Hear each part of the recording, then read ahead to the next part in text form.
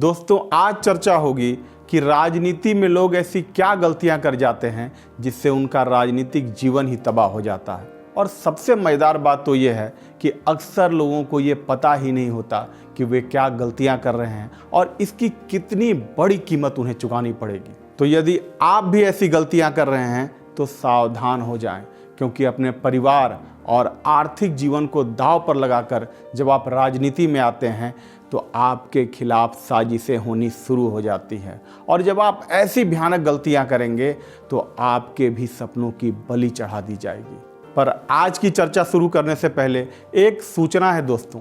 पिछले कई दिनों से मेरे पास मेल और कमेंट के माध्यम से एक सवाल लगातार पूछा जा रहा है कि आपका कोई ट्रेनिंग कोर्स है क्या, और यदि है तो उसकी फ़ीस क्या है। कृपया उसकी फ़ीस स्ट्रक्चर बताएं। दोस्तों, सबसे पहली बात कि हमारा कोई भी ट्रेनिंग कोर्स नहीं है। और रही बात फ़ीस की, तो आज मैं आप लोगों को ये स्पष्ट कर देना चाहता हूँ कि हमारी सारी सेवाएं निःशुल्क हैं और रहेंगी। और यदि भविष्य में हम ऐसा कोई कोर्स लाने पे विचार भी करते हैं तो हमारे परिवार के सदस्यों के लिए, अर्थात हमारे सब्सक्राइबर के लिए बिल्कुल निःशुल्क रहेंगी। दोस्तों, हमारे चैनल का मकसद युवाओं की राजनीति में भागीदारी सुनिश्चित करना है, न कि पैसे कमाना। आज देश को आप सभी युवाओं की खासा ज़रूरत है।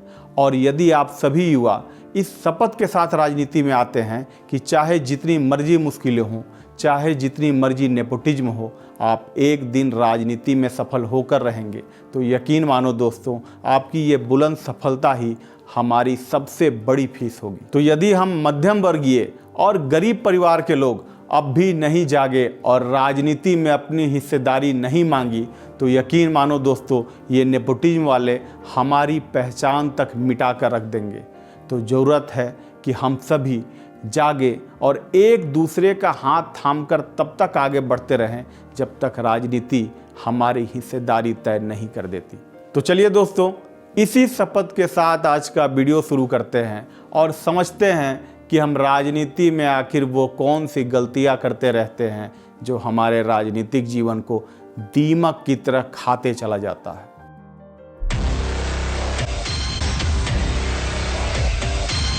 दोस्तों, राजनीति में जो सबसे बड़ी गलती हम कर रहे हैं कि हम यहाँ मित्र भावनाओं के आधार पर बनाते हैं, न कि नियमों के आधार पर। साधारणतया आम जीवन में हम मित्र कैसे बनाते हैं? जिनके विचार हमसे मिलते जुलते हों या जिनकी भावनाएं हमारी भावनाओं से मेल खाती हो, ऐसा ही करते हैं ना हम। और राजनीति में आने के बाद जब हम अपने राजनीतिक दोस्त बनाते हैं तो भी यही करते चले जाते हैं, अर्थात उन्हें ही हम अपना मित्र बना लेते हैं जिनकी भावनाएं हमारी भावनाओं से जुड़ती हों। और यही हम सबसे बड़ी गलती कर जाते हैं। सोचो, राजनीति में आप आगे कब बढ़ पाओगे? जब आपके अंदर वो गुण हो जिसकी आपके मित्र के अंदर कमी हो, और आपके मित्र के अंदर जो गुण हो उसकी आपके अंदर कमी हो, तभी तो आप दोनों एक दूसरे के पूरक बन पाओगे। इसलिए साथियों, राजनीतिक दोस्त कभी भी भावनाओं के आधार पर मत बनाओ, बल्कि पूरकता के नियम के आधार पर बनाओ। और राजनीतिक दोस्त बनाते समय सिर्फ 2 चीज़ों का ध्यान रखो। पहला, जिसकी चर्चा अभी मैंने की, कि आप दोनों एक दूसरे के इस कदर पूरक हों कि एक दूसरे के काम आ सके। और दूसरा, कि आपके मित्र के अंदर सहयोग की भावना हो, वरना ऐसे मित्र का क्या काम जो आपसे सिर्फ मदद लेना जानता हो, मदद देना नहीं। और दूसरी बड़ी गलती हम क्या करते हैं? हम हमेशा कंप्लेनिंग मोड में होते हैं।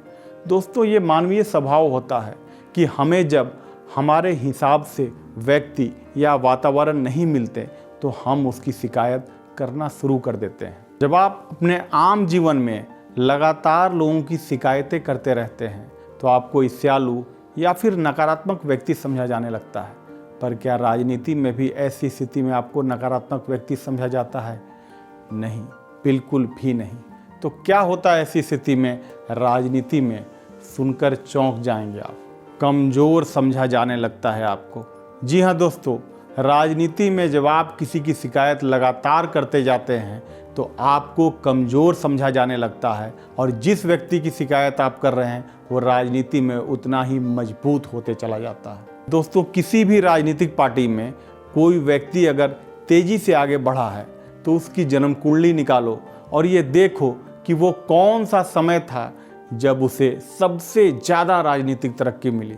90% केस में आप पाएंगे कि ये वही समय था जब लोग उसकी सबसे ज़्यादा शिकायत कर रहे थे। दोस्तों, राजनीति में इस नियम को हमेशा याद रखना कि जो लोग राजनीति में सबसे ज़्यादा शिकायत करते हैं वो उतने ही कमज़ोर होते चले जाते हैं, और जिसकी ज़्यादा शिकायतें होती है वो उतना ही मजबूत होते जाता है।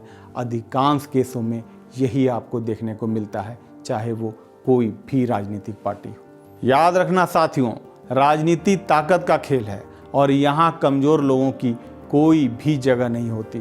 तो यदि आपको किसी के काम या स्वभाव से कोई गुस्सा भी आता है तो उसे जाहिर ना होने दें और सही वक्त का इंतज़ार करें। आप अपने आप को जितना संतुलित रखेंगे, आपका राजनीतिक जीवन उतना ही बेहतर होते चला जाएगा। तो चलिए दोस्तों, आज के लिए इतना ही। अब मिलते हैं अपने अगले वीडियो में एक नई राजनीतिक सीख के साथ। तब तक के लिए नमस्कार, धन्यवाद।